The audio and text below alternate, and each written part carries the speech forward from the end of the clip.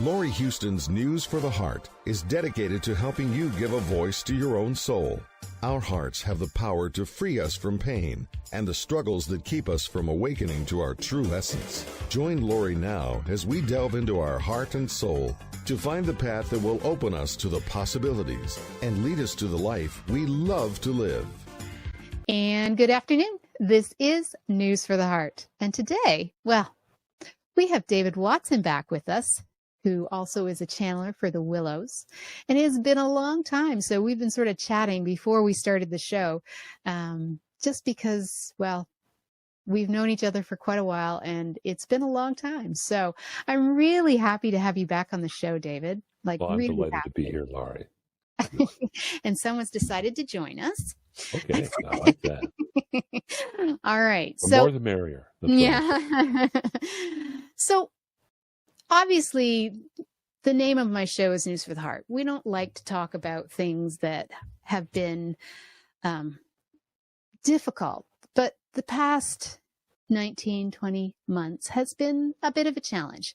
Yes, it has. And what I really, really like is that you are starting up a new venture. It's called CanadaCalm.ca. Yes. And we're going to talk about that and maybe go into some other things. We might do, a small Willows on the topic as well. But the idea, obviously, is that we want to keep everything. We can get very caught up in the pain and the fear and everything that's been happening to us, the manipulation, but that won't help us necessarily if we are stuck in it. So let's try and shift that. Let's shift our own views and our own responses to life, because that's really what it's all about. It's all about us. If we add to the fear, then we're just being part of the problem. So that's why I like. Oh yeah. Yeah. Well, it's not just collapsing with the fear. First of all, we have to think about the word fear, which is an acronym for false evidence appearing real. One of many. That's the most polite one, But I happen to believe that.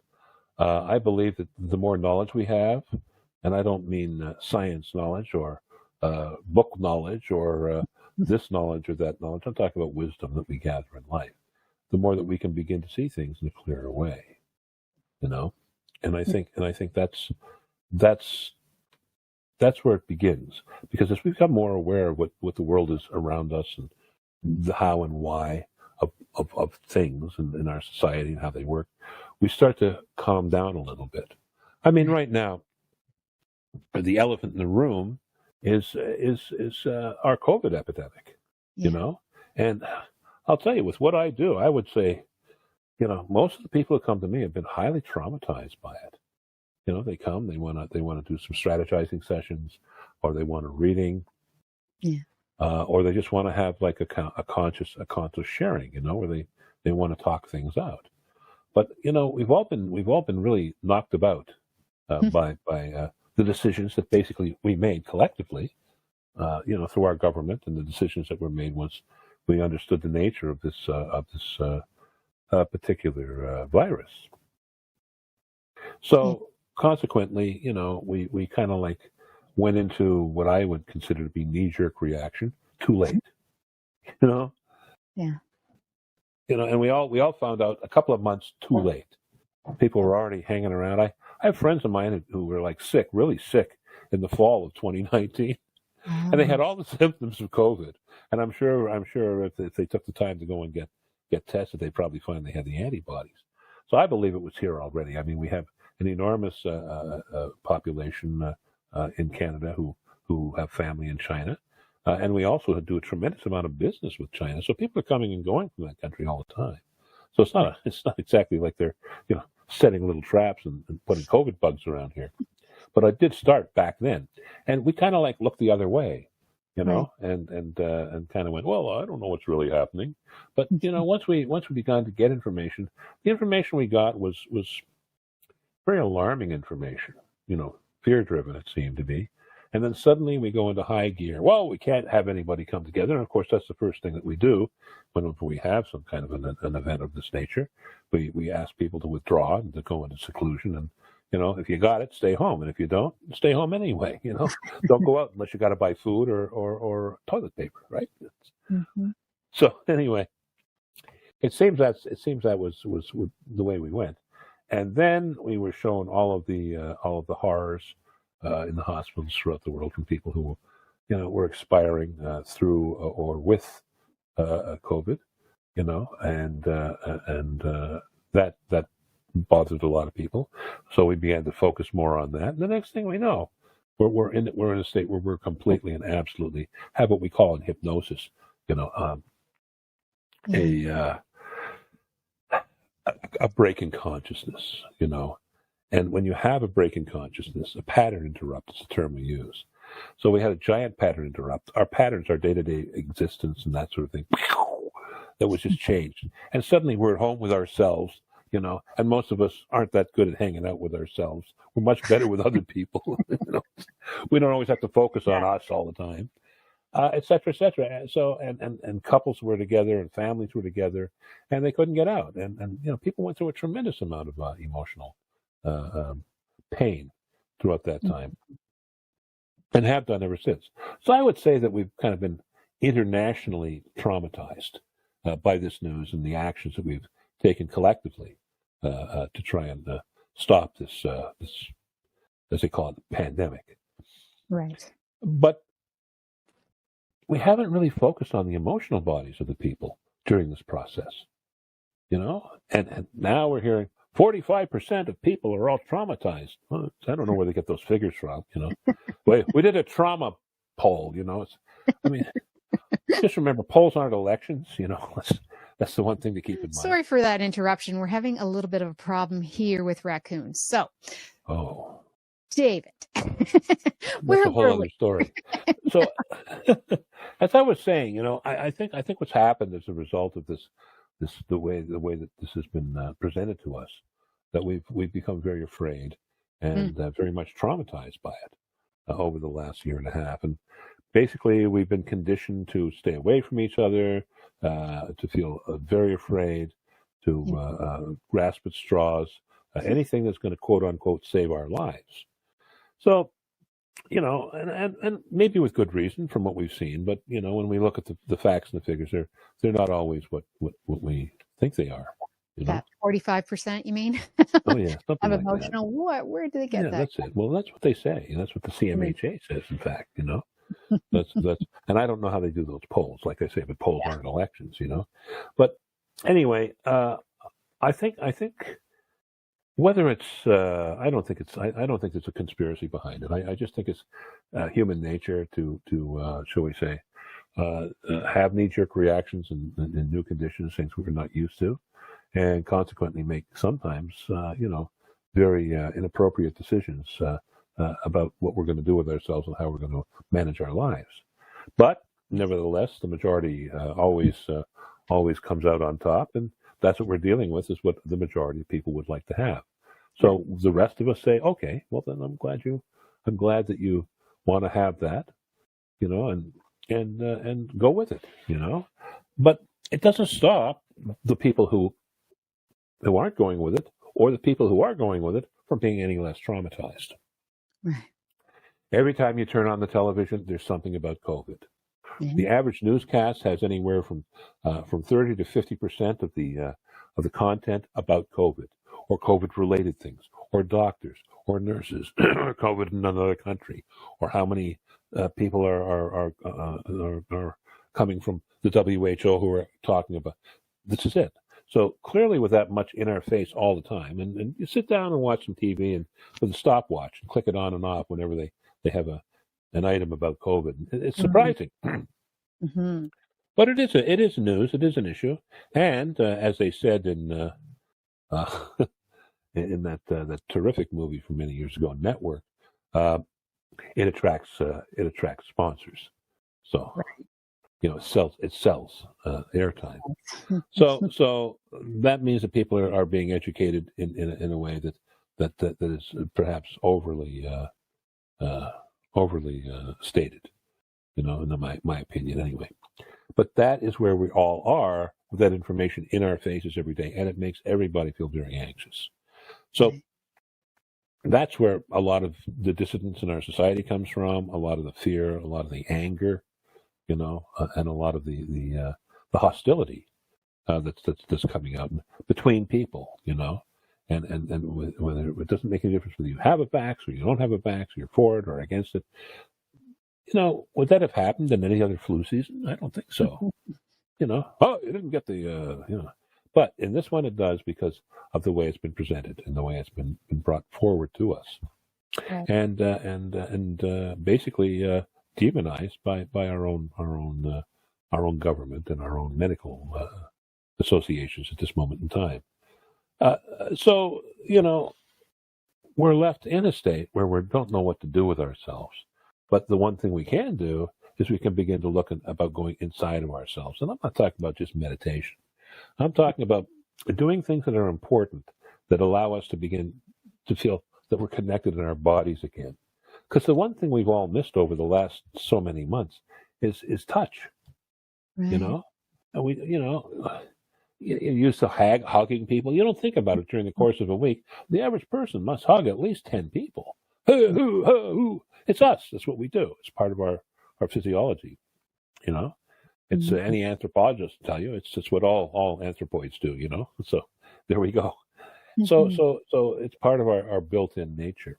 So we haven't had a chance to do that. So some of the things I like the idea of is having people begin to practice Tai Chi, where they begin to feel the movement in their body, or Qigong, where they begin to move energy through their body. Or these are the kind of things that are very important for us to begin to bring into balance for ourselves, to begin to feel more grounded and balanced, right? Mm-hmm. So I thought about these things, and I thought about a number of other things, including, hypnosis and teaching people a little bit about how we think and how we respond and how we're influenced, and not, just by things around us, and how words, talk about NLP a little bit more, which is neuro-linguistic programming. It's and NLP and neuro-linguistic programming means how words impact our neurology, Right. and that's really important, because we are hardwired in that way too. So it's how we talk to ourselves, how we begin to reframe the way we think. So reframing the way we think is exactly what we need to do, because, as I say, most of us are in a traumatized state, and while we don't think we are, you find that little things bother you a lot more these days. Things that would normally not have affected you in a negative way in the past now become totally focused, totally in your face. Some of us find that we become almost obsessive compulsive about certain things, especially about our thoughts and our beliefs. It's hard to get certain fears and those kind of things that are entertaining and basically invading our conscious minds and creating a victim perspective. Right. And the more we are victims, the easier we are to be manipulated. And I think we've talked in the past about the triangle. The Karpman triangle. Mm-hmm. That's the oppressor, victim, and rescuer. And that's a human, again, another anthropological process. So if we're victimized, or we're feeling like we're victims, we're looking to blame somebody for it. That is the reason, is that oppressive situation or person or circumstances. And who's going to rescue you? Well, I don't know. Maybe the government will rescue us. Maybe the doctors will rescue us. Maybe mom and dad will rescue us, or my partner or the kids or my but how about we rescue ourselves? I like to keep in mind one of my favorite things to say to myself whenever I'm feeling bummed out and out of sorts is, oh yeah, I'm the only problem I'll ever have, and I'm the only solution. Whew. Got that out of the way. So that means it's up to me to figure something out, and not by sitting there and trying to make myself feel better by telling myself lies. Right.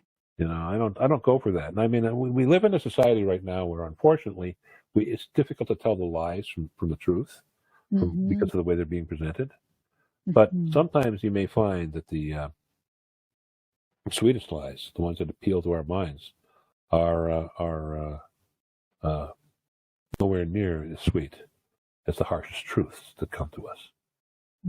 Because with truth comes understanding, and with understanding comes a sense of inner peace. And that's basically what's important to us to begin to find our way through in this world.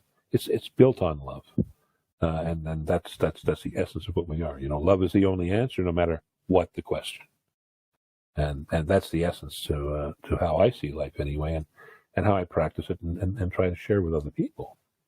So the idea is this idea of coming together and under this umbrella title or name, I call it CanadaCalm. So people can go on the website. It would be free, and I would ask other practitioners to make up like little videos, no longer than 5 to 10 minutes, to help people, learn how to become more calm, learn how to go into a deeper state of consciousness, how to breathe differently. One of the things I thought about, for example, was to teach people how to trust themselves more and at the same time use their kinesthetic body. And that's by muscle testing. Right. And we can muscle test ourselves. Most people going, well, you hold up one finger and you pull it through. That's one way. But if you got a twitch in your hand, it doesn't work that well. No. And that is if you can pull through. Oh, it's a no. If you can't, then it's a strong and it's a good answer. But what I find is for me, I use my weak hand. In my case, it's my left hand. I hold it up on my chest like so, and I take this finger from my right hand and I push against the top, and I ask 2 or 3 questions to myself to get it kicked off. And the first thing I say is my name is David. It's nice and strong. But then I'll say, my name is Roberta. And my finger goes right down. It's interesting. The finger doesn't want to support it. You may push back really hard, but you'll find it's really jerking around. But when it's true, it's like solid as a rock. But if it's not true, it's like, oh. And the other thing I like people to do is to say, yes, yes, yes. Push really hard. And they go, no, no, no. Because the second you say no, no, no, the finger starts going down towards your chest. So you get an idea of how your unconscious mind, because this muscle testing is considered an action between the conscious mind, the physical body, and the unconscious mind. In other words, the conscious mind being the leverage that always has a greater understanding of what's going on around us. It's like our third eye, kind of. So if we're in a grocery shop or a vitamin store, for example, and we're going, well, they got this vitamin B and that vitamin B. I wonder which one is better for me. So you say to yourself, vitamin B-A is better for me. Nice and strong. Vitamin B-B is better for me. No, it's not. Now you get the first one. Right. Whenever you ask questions of yourself, you always ask them in the present tense, okay, and in a positive way. In other words, you don't say, I don't get sick if I eat this, You say, if I eat this, I feel well. It's just keeping it in the positive. Or when I eat this. In other words, you keep it in the present tense. You don't take it, if in the future when I do this. It always must be in the present tense. And when we do that little test, for ourselves, we can really learn how to begin to connect with our inner self, just by something that's simple, and learn that we actually know a lot more than we thought we did in the first place. Mm-hmm. So it's those kind of things that I think are very important. So I have friends of mine who do everything from craniosacral work to qigong teaching to martial arts and acupuncture and massage and just amazing things, and of course meditation. But I think all of those things are necessary for us to begin to reclaim our inner peace. Yeah. Yeah. I mean, what do you think? No, I think it's a great idea we need some positive motivation right now. We kind of up to here with all the negative stuff that's been, and it's hard. Like, I think there's parts of us that feel we can't be happy right now. And like, there's all sorts of things going on that if you no matter where you are on your journey, no matter where you are in your consciousness, no matter where you are in your growth, everybody is feeling pretty much the same. Everybody's in a state of fear, whether we realize it or not. And I think people aren't realizing that they're actually in a state of fear. Like, they're not realizing that the more media that they read every day, the more times it's hard if we're not being aware of what's going on around us. And, we can get caught up in the negative very easily. We can, it feels a little bit like a witch hunt right now because of the people that don't want to get vaccinated, that want to have a choice on, what they put in their body. And then the other people are kind of on the opposite. And there are a lot of people that are really angry at the people that don't want to get vaccinated. And it's just kind of messy right now. It's like there's yeah. No, I agree with you. Yeah. But the fact is, it's not solving anything. No. And when we understand what's happening here, there's a huge division that's being practiced here. There's a new whole class of pariahs. That's why I talked about earlier I was telling you about my grandmother and the kind of things that she did during the Second World War. I was brought up, half my family, my mom's side of the family is Jewish, my dad's side of the family is Church of England. And being brought up by a Jewish grandmother, you certainly have a very interesting upbringing in the 50s and 60s, during my formative years, because I was told the truth. I was told the truth about what happened in the war because she was there. She didn't have to make any stories up.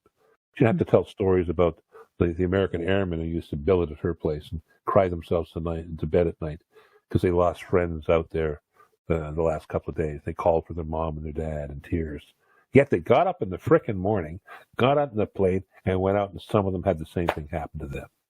You know why? To protect us, to protect what we have today, what our freedoms are, and the freedoms that when I was a kid, the people around me fought for too.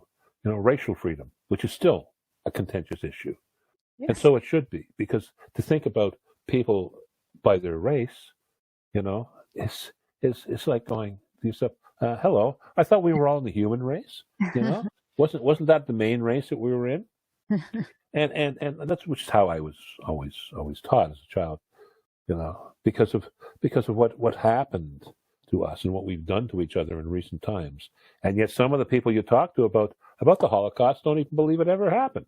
So you got to go, let me think about that for a while. Yeah. But the fact is that the world that we live in is in a state of shock and change right now.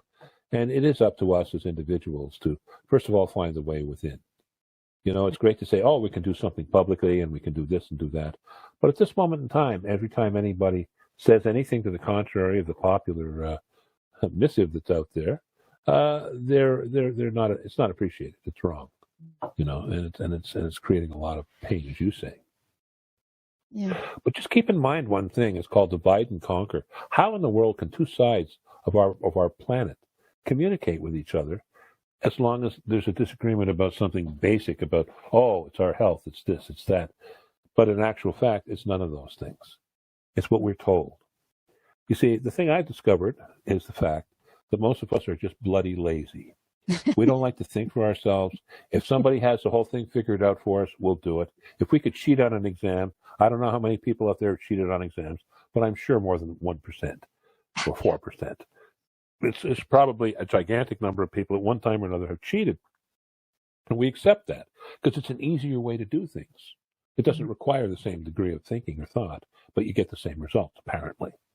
So what we have is a world around us full of folk who are saying to themselves, I don't really want to think about these things. It's too hard to think about them. I just want to get back to having an ordinary way of life. And if I listen to what they say on TV, it should be okay to have shots. It should be okay to do this. It should be okay to do that. And then everything's going to go back to normal. And of course, they do all these things. And then they find out that things don't go back to normal. That the people who got the shots are also getting sick. That they still have to wear masks and separate. And it's kind of like, and there's vague promises by the leaders about what can be done. This is very confusing to us because our leaders aren't clear about what they want to do. They're not clear about where we're going. So we're all kind of like, but when we start thinking for ourselves, we can go, that's okay. Let them make up their minds. But, what we really need is food in the fridge, make sure we can pay the mortgage, and stop paying attention to hating the guy next door just because he did or didn't have a vaccine. Yeah. Who cares? Right. Who cares? It's your next door neighbor, or your brother-in-law or your wife, it's somebody, it's significant to you who did or didn't. So if we're gonna use that, what that reminds me of is a story from Gulliver's Travels. Remember when they went to Lilliput and they were having this big fight down there between who has a Lilliput? They were all the same. They were all little tiny people running around. And you know what the argument was? Which end you opened an egg? Do you open it at the narrower end or the broader end? And they were having major issues about it. They went to war over it. Oh. It allows us to realize how small we can think as well. We're expansive thinkers, but a lot of us are afraid to think expansively. So consequently, we want to see the thing that's right in front of us. And whether it makes sense or not, it doesn't make any difference. As long as other people are thinking it and doing it, I'm good. So I must be doing right. And that, again, is human nature. It's part of the tribal system that we come from. We want to fit in. We want to be part of the big picture. We want to do all those things. And consequently, it makes us feel happy. But understanding that is also good for us, because once we begin to understand it, we can then begin to turn around into ourselves and say, hey, listen, you know what? I also have freedom of thought. Maybe not always freedom of choice, because we live in a world that is not totally free. Can't be, by definition of the world. We don't live forever, for example, not physically anyway. So, it's these kind of things that we have issues with. So once we start going through that, and we realize we have these restrictions, then we can accept, as that little poem goes, accept the things we can't change and give thanks for the things we can. And that's the way that we get through life. Very simple philosophies like that. And then stop hating our neighbors and start caring for ourselves and start looking at our politicians and what a hard job they have to do. And start looking at those guys who are controlling all the major industries in the world, who are pointing fingers at, calling them bastards, or some of us are. And the answer is, they're just people like me and you. That's how they got born in this lifetime. And when we begin to think about things like that, we go, oh, yeah. And then we think about, well, some of them go and do good things in the world, like one of the Rockefeller sons. I think it was one of the David Rockefellers. Remember, he disappeared in the Amazon in the 1980s? He was up there working with the native people, and he drowned or something like that. And he was like giving money to them and doing all kinds of things. And no, they weren't digging for gold or oil. They were just out there, and he was trying to do something for humanity. Nice. I think that everybody has a heart to them. And I think that everybody has a process that goes on within them that involves, first of all, forgiving. And the first person we do is forgive ourselves. And that's one of the other things I would like to have the opportunity to talk about and teach people when we're with this website, or this combination of information that I hope to be able to put together over the next while. And with all of that, the more that we learn how to forgive, let go, release with love, and the more we begin to love ourselves. The more we begin to love ourselves, the more we can begin to love other people. And corny as it may sound, that's how it turns out. See, I personally believe we're at the very cusp of this huge shift. And that's why there's this huge negative thing in front of us. You ever made a decision in your life? You say, tomorrow's the day I'm going to do this. I'm changing my whole life. And the first thing that happens on that day is something comes up that's huge and overwhelming and comes right in your face like, yeah. Well, you know what? I heard, a very wise man say something the other day. And he said, life couldn't exist without resistance. Without resistance, you have nothing. When you resist, life comes alive. You're pushing through it. You're expressing into it. You're seeing it. You're visioning it. This is pushing into it. It's allowing to come through you. The more that we begin to think about living like that, the more we realize that what we push ahead of ourselves. If we're pushing with love and concern, it's much easier to treat people with that same feeling. But it's also, when you're highly stressed, it's hard to feel that. Yeah. It's very hard to feel that. So that's the point, is to help people with stress, how to manage it. And, well, what are you talking about, stress? I got financial problems. I got this problem. I got that problem. Blah, blah, blah, blah, blah. You sort of go, no, that's where it begins, right? So what you need to do is take 10 minutes out of every day to not think about that shit. It's not that it doesn't exist. You just don't think about it, Right.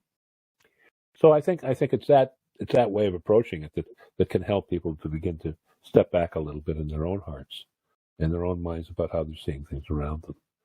We've become far too attached to the world around us, and we have to let go of our attachment to the negative emotions, particularly. How we're attached to them, how we is very dependent upon how we not only see the world around us, but how we live our lives. It's my feeling and my belief. So I think that we were right. I miss John Lennon. All we need is love. Imagine. And it's time to start listening to things like that again. I might be an old hippie somewhere inside. I'm in there. Don't worry. I used to have hair, but the fact is that I think that it's time for us to begin to dive inside and to begin to explore those parts of ourselves again. I mean, it's one of the things I admire about what you do and how you put your stuff out there. You always try to bring, positive, bright-minded people who are going to uplift those around them that they share their stuff with. And what's cool is you don't always agree with them. So, and you're so nice when you talk to people about it too. But I think it's that kind of stuff that's we need in the world. I think it's that kind of stuff we need to open our hearts with, and it's not fluff. I think it's the filling of life. It really is. It's the filling of life, and I think a pie without a filling is worth nothing.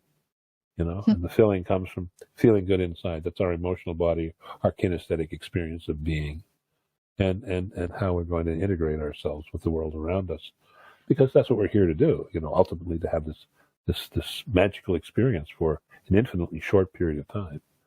The older I get, the shorter the time I realize that we do have here. But you know what? It's worth every minute. Yes. And a lot of the BS we have to deal with is part of the cost of or price of admission, as a friend of mine often will say. It's just part of the cost of admission. Yeah, that's right. It is too. That's what happens. But we have to learn in our own heart of hearts to individuate and to determine who we are, and not who I am and what my purpose is. We have an infinite purpose being. I mean, life isn't a destination; it's a journey, right? It's like keep on going. Yeah. But I think under the circumstances with what we have going right now in the world around us, we need a lot more love out there. We need a lot more care. We need a lot more compassion, and we need a lot more understanding. And I think the way that I think anyway, I try to give it as much as I can. I mean, even when I get cut off when I'm driving, I used to shake my fist, and I think about myself. I think, I hope that person gets where they're going. Maybe it's really important that they get there fast. Who knows? They could have got a call about, a child who suddenly had to be hospitalized or something. I don't know. Get out of the way and focus on what I'm doing, which is getting there in one piece, rather than feeling negative about it or feeling like I'm being swept away by that energy. So, I think taking that attitude will allow us, and at least it allows me, to not feel so emotionally attached to what's going on around me. I mean, I see a lot of injustice. I see a lot of negative stuff. I see a lot of this and a lot of that. But at the end of the day, I have in every single age I've lived in. The last 70 years. It's just seeing those things and understanding it's always the same, no matter what age you live in. There's always a hater and the hated. There's always the division. And there's always this side and that side. us versus us. Mm-hmm. You know, I mean, I used to read a political cartoon called Pogo, written by a guy by the name of Walt Kelly. Remember, it was set in the Okefenokee Swamp, and Pogo was a little opossum, right? And there was him and Wally Gator, and there was a big turtle and a wise owl, and they all looked kind of like people because they'd have glasses and ties on and little hats and stuff. But one day they heard there was somebody on the other side of the swamp, you know, and they heard that they were enemies. So they might be enemies, they might invade them, right? And they send the smallest opossum over there because they couldn't see him. And he goes over and he gets to the other side and he breaks and he peers into their little circle and he finds these other creatures. And there's an opossum and there's a turtle. there's Exactly. another crocodile, and they're all talking to each other, just like them, right? He looks shocked, a little look on his little face. He runs back to them. He says, "I have seen the enemy, and it is us." You know, Right. it's always us. Who else is it? You know, Mhm. the last time I looked, I don't think there's anybody else around us. You know, I mean, the bears didn't do it, the dogs didn't do it, the monkeys sure didn't do it. Just us. You know. So once we appreciate that, we learn to love ourselves as individuals, and maybe we can love to appreciate ourselves apart from each other. I mean, one of my great feelings and beliefs is that as we look at each other and we see the differences between us, whether it be color or clothing or religion or philosophy, you know, or sexuality or personal preferences or whatever the case is, what I always like to say is, then look at the similarities, not the things that are different. They need love. We need to be sociable. We need to raise our families in safe places. We need all of those basic things. So what we can do is we can embrace those similarities with other people. You know, we can say, "Oh yeah, look at them." It doesn't make any difference where they come from, or whether they like men or women or both, or who cares, you know? But we can love them because what's important is that they're putting love into their lives. And of course, the other half of it is, and what we do with the differences, we celebrate them. Right. You know, if we can celebrate the difference and embrace the similarities, we have a life going for ourselves. It's a good pattern to live our lives with. So that's why it's always great. I mean, when they have parades for people from different countries, or they have the big gay parades and trans parades and that sort of thing. I love those things, man. We're looking at humanity. Look at us. Look at us. And if we could tolerate each other a little more, because some of us can't, and I'm guilty on those from time to time, or have been in the past at least. I'm working on it, But I think it's that kind of an attitude that really helps us begin to recalibrate ourselves and recalculate how we do want to walk out into the world and be with each other. So you might say it's a little altruistic perspective, but I'd prefer to think of things that way rather than to think of things as dark and negative and something I should be afraid of all the time. Right. Really. What did we're Roosevelt not clear. What's that? We're not clear if we're in fear. Like we're not making clear decisions. We're not making clear choices. We're stuck when we're in fear. Well, it's true, because it disrupts our thinking process and our decision-making process. And we certainly don't think strategically. We don't bring any of that into it. And so we don't bring those parts of thinking into our life process. So consequently, we have this tendency to sort of step into the negative that's around us, And I think, I interrupted you about Roosevelt. You were going to, I think. Oh, I was just going to say that's what Roosevelt used to say. Was Franklin D. Oh, the only fear to fear is fear itself. And that's true. You can fear if you want, because if it's that acronym, false evidence appearing real, you can be afraid of false evidence appeering real. And then it goes into a little clock, doesn't stop. But I think it's things like that we have to be the most aware of and most awake about. Right. Is to make sure that we see the world around us with love and without fear. And how do we do that? Well, I need people to come together with me to put this website together. bring your A game with you, and let's get her done. It's time we do this. Right. Because if you're not afraid of vaccines, and you're not afraid of COVID, and you're not afraid of being centered out, which, by the way, is one of the big things that holds us all back, is we're afraid of being, embarrassed or shamed in front of a crowd of people, which unfortunately is the way we still control each other. Oh, you did that. Oh, like you said earlier. Well, I was thinking I wanted to hear a little more about vaccines. You anti-vaxxer, you. Let's paint you with a black paintbrush. Like, go away, will you? Gee willikers there. I think people who think about those kind of things and who question things are the people that we need. Right. I mean, I think about that old story, The Emperor's New Clothes.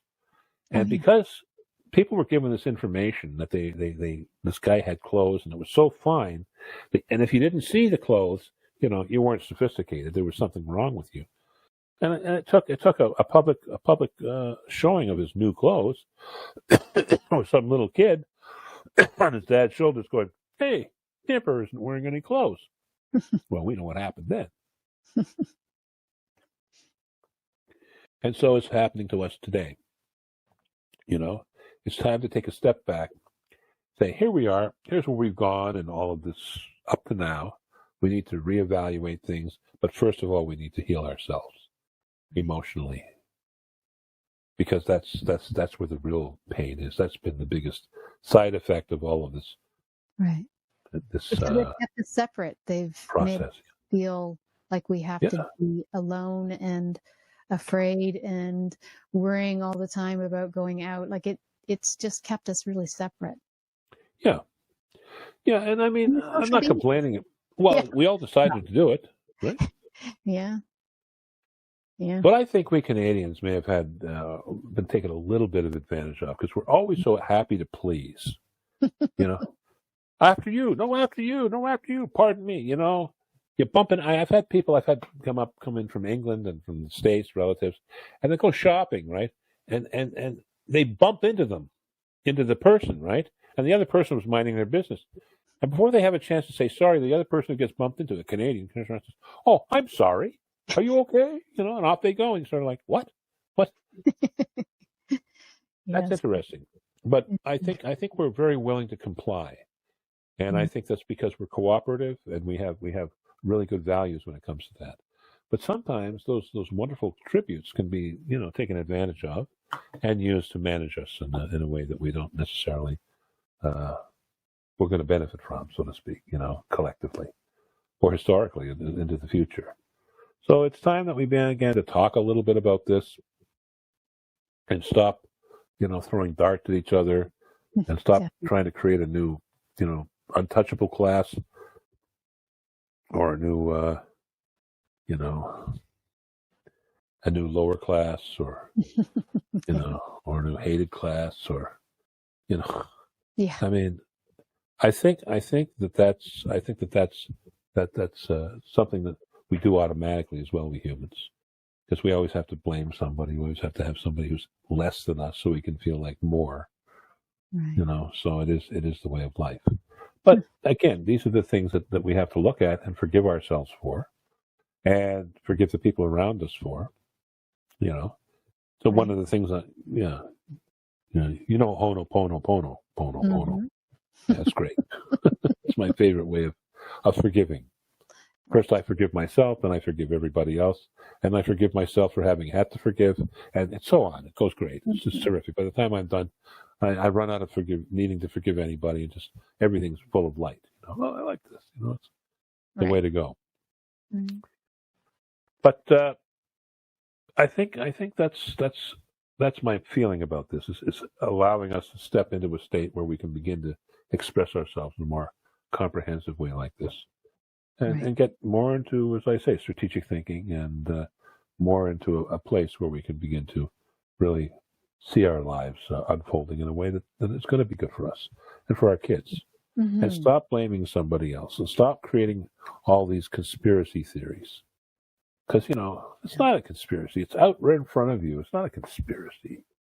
Come on, all we're trying to do is just be human. We're trying to do the right thing in the right way, and unfortunately, sometimes we get a little panicky about it and jump to confusions, that's what I like to say, and that's where we go into that state. So, yeah. So that's what I got to say about it anyway. What do you think? Well, no, I think you're right on. I'm just wondering if maybe the Willows would like to join us in this conversation and talk a little bit about where they see CanadaCalm going or something. Sure. You can be the key master. Yeah, sure. I just thought, we have you here. Everybody likes to everybody likes to know exactly. I mean, you have your own teachings that you teach as David. And then you have the channelings that come through as the Willows, which that's it. Both are just as important, I think. Well, thank you. Yes. Okay, well, let's go there. Okay. Okay, well, let me take my glasses off, and we go there, and we'll go with the reading now. Okay. So.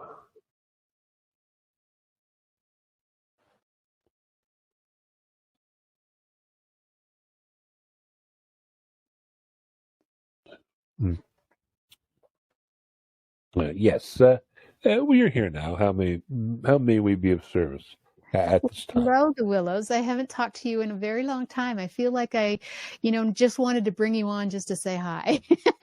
Well, indeed, it is always pleasant to be in your company. For your energy is of the finest quality to connect with. Yes.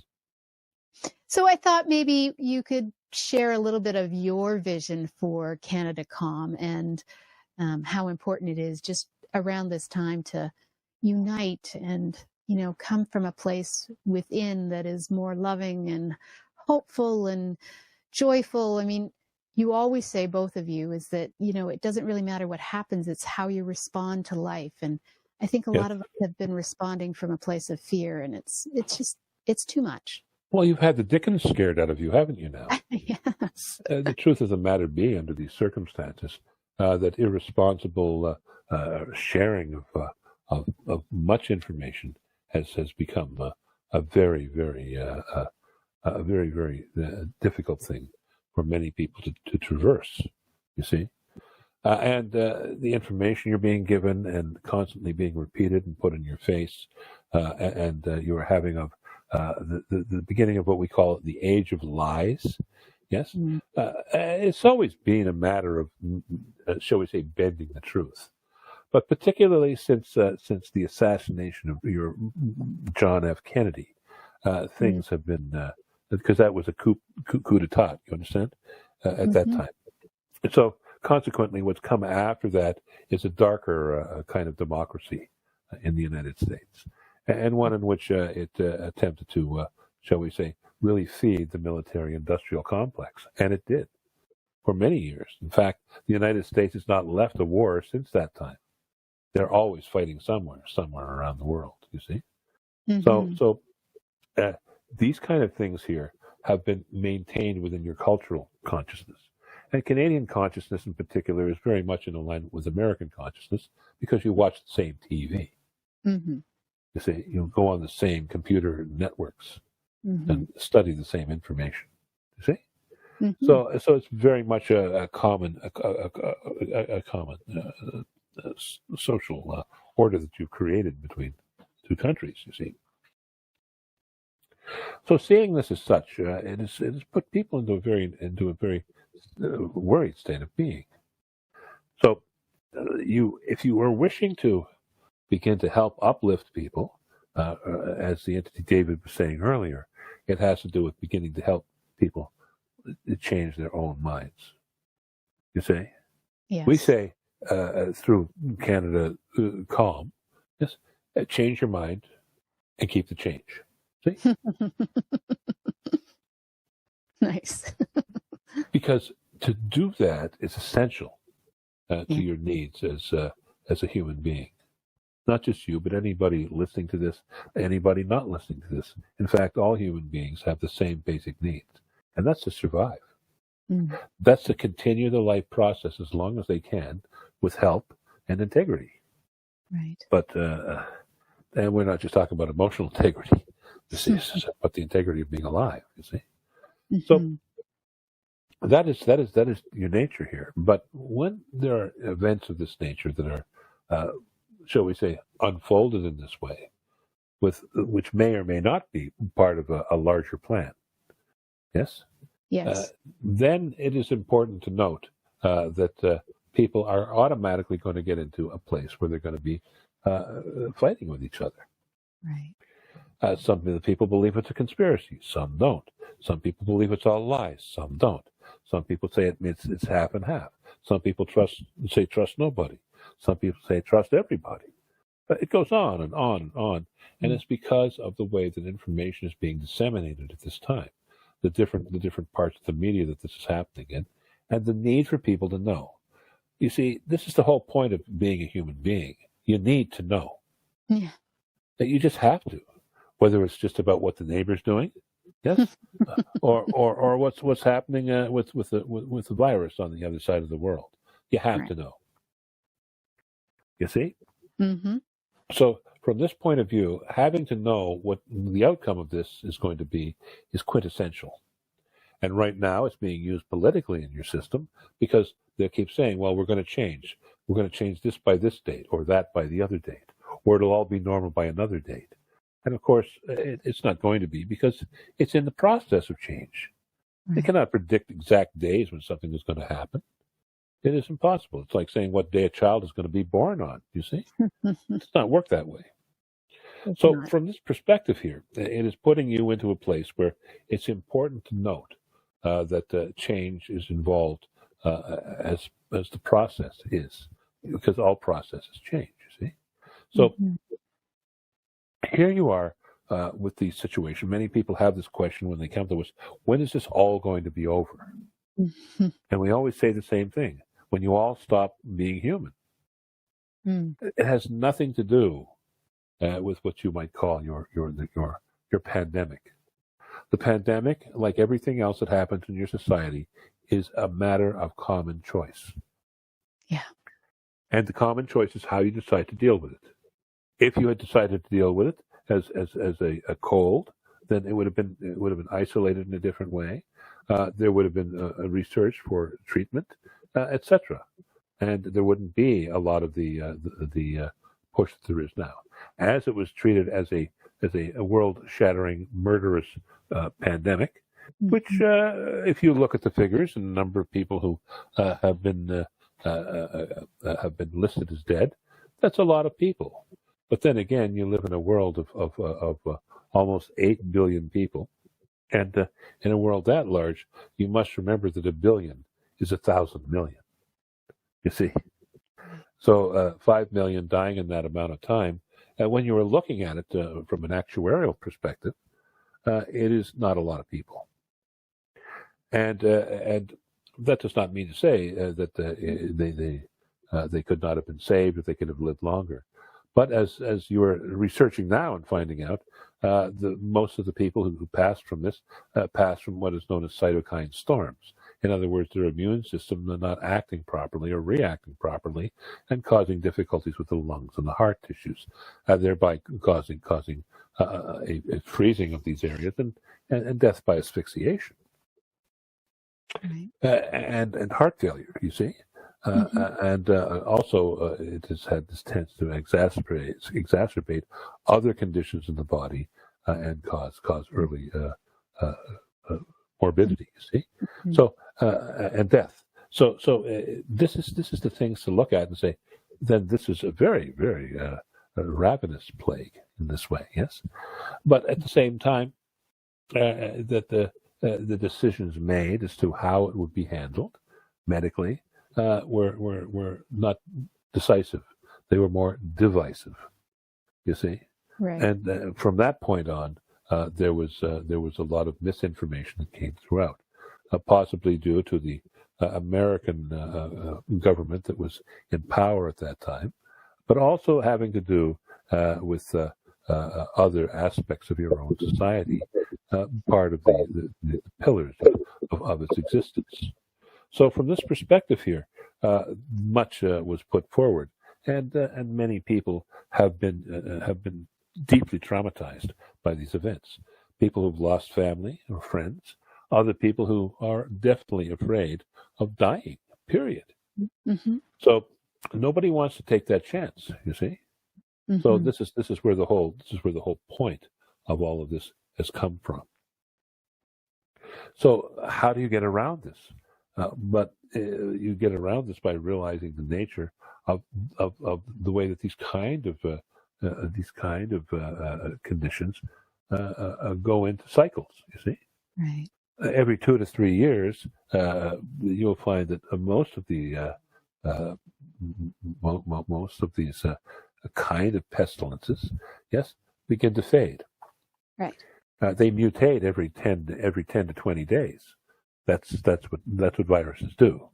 Right. That way they maintain their integrity and can pass quickly through a population, you see.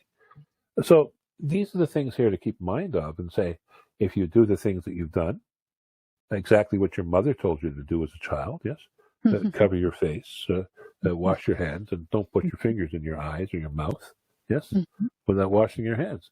And lo and behold, that's exactly how you've survived.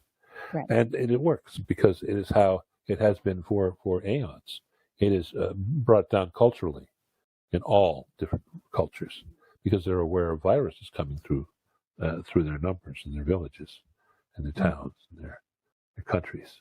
So it is these things here that are important to take a note of as well.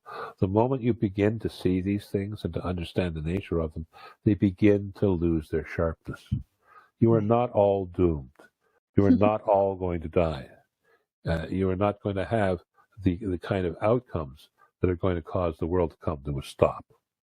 You see, this is not a comet plummeting towards the Earth, ready to strike it next week. You see, this is something that is an ongoing process on the planet you live in, and particularly with climate change as it is right now, and the releasing of new viruses from areas of the planet that have been frozen for tens of thousands of years. Right. You see, they don't die viruses; they just move around. So it is these things here to realize and to say, then we must be prepared for them. Vaccination is a good solution, but there are other solutions as well. And particularly as you humans begin to learn more and more about your own autoimmune systems, rather than creating opportunities to give them, shall we say, markers, you can create the opportunity to strengthen their ability to produce glutathione and other important antioxidants in the body that stops the body from even picking up viruses. Right. In so many cases, you see? So it is these things here to pay attention to at this time. And many people are beginning to take this vision. The people who are still hypnotized by the information they received, which was designed to help them make decisions about vaccination and to help save themselves, yes. But they are now finding that they felt that they were being coerced and pushed into these things. Right. So they're not as friendly as many people would think that they are. So this is another category of people that this kind of attitude that's being taken generally by governments around the world is creating different classes of people. When you begin to look at them, and as we say here, look at each other and people who are with you, and you may celebrate or you may embrace the changes. And the differences, celebrate those. If you believe in it or you don't believe in it, it's okay.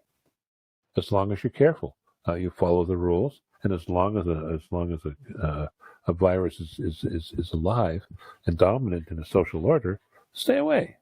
Separate a little more, and take cautions. But don't think that it's going to kill everybody, for it will not and cannot. You see, they don't operate this way. Right. Unfortunately, or fortunately, whichever way you look at it, it is a way of certain viruses thinning the herd, so to speak. And this is very true. You can see this in nature as well. They do not talk about all the caribou that was dying across northern Ontario or northern Canada and Siberia from diseases and viruses. as the muskeg began to unfreeze and release other gases into the air and other viruses. Right. There are these things that happen all around the planet in this way on an ongoing basis. It is part of the process of life. And it is all about life's strength and its ability to maintain its existence and to move forward in a positive and focused way, particularly with the humans that are going to ensure your continuing progress as a species that exists on this planet. Right. So, looking at it just from this perspective, it settles the heart a little bit. You realize it's not a mad rush out there. That most of the information, the way it's been presented, has been presented in a very, shall we say, alarming or alarmist way. And again, it is up to you as to how you want to see it. It is like watching a movie with one soundtrack or one music behind it, and then another one with different music behind it. The music affects the emotions of the person watching the movie. Put mysterious and fearful sounding music, they will feel that way. Put calming and loving music, they will feel that way.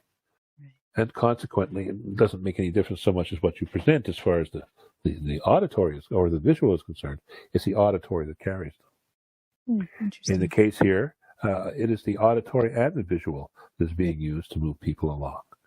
And that's exactly what they become experts in over the decades, particularly the social media, but far more so the news media. Right. And it is these two elements of social exchange and sharing that have brought a lot of the fear and a lot of the uncertainty into the world. The moment you begin to understand that, the moment you can begin to practice going into your own self and seeing the essence of your own being through practicing some of the different processes we've been discussing here. Right. And some of the processes that David was discussing before this interaction began. Right. So, by keeping this in mind, you have nothing to worry about. Quite literally, you don't. It's not that you should not listen to what the authorities are saying, but what you should do is you should think about what you want to do about what the authorities are saying, right. and not doing it because you feel coerced or you feel fearful about outcomes. You see, so it is understanding here that you don't have to worry about many of the things that are being breached to you at this moment in time, because at this moment in time, as you are beginning to understand and learn through general news media, this is beginning to proceed. This condition, a lot of them will say, oh, it's because of the vaccinations.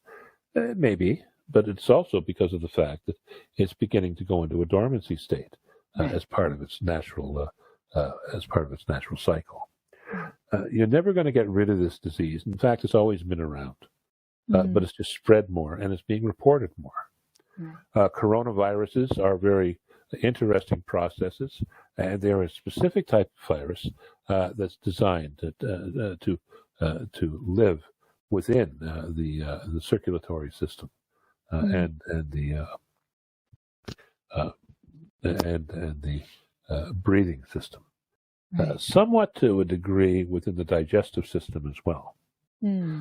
But all of them having to do with breaking down the blood-brain barrier. Yes, that's what these spikes on them are all about. Right. You see on these COVID germs, because they do go in, and that's how they reproduce. They hang in there. They build up. They cause clotting. They do all kinds of things of that nature. So consequently, that's where the difficulty is. Right. So stay away from it, and essentially stay healthy. Take lots of vitamin C, vitamin D, vitamin K.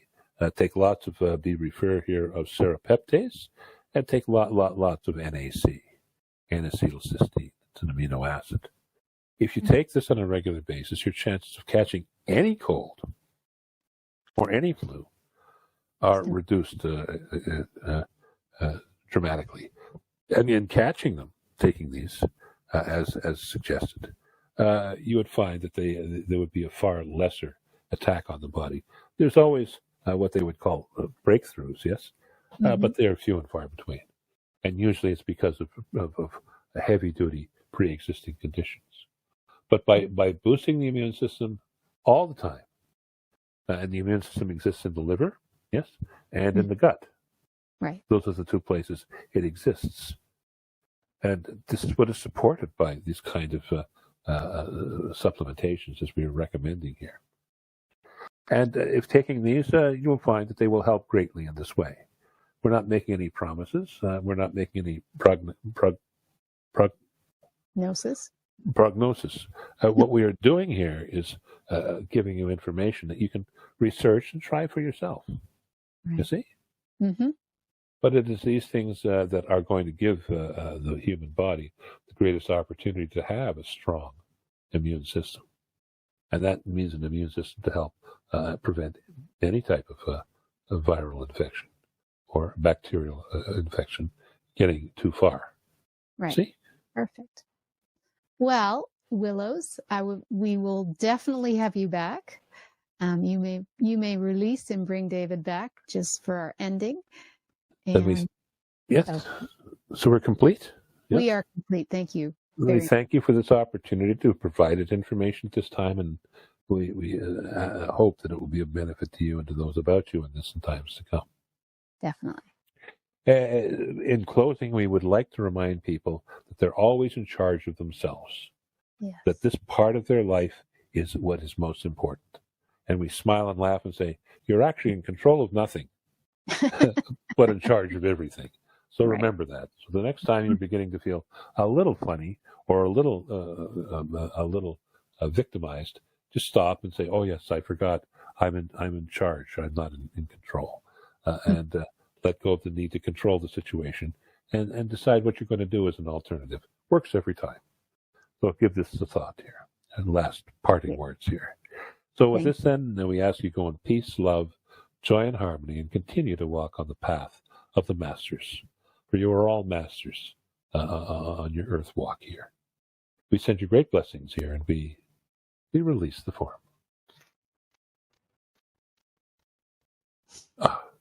Well, you're back. There we are. Back into the moment. Yeah. Yes. Well, thank you very much. We will definitely have you back again. Oh, good. And we'll share some more wonderful stories between yourself and the Willows and CanadaCalm. I'm looking forward to starting that up. Yeah, me too. Thank you, Dave. Just at the beginning stages of it.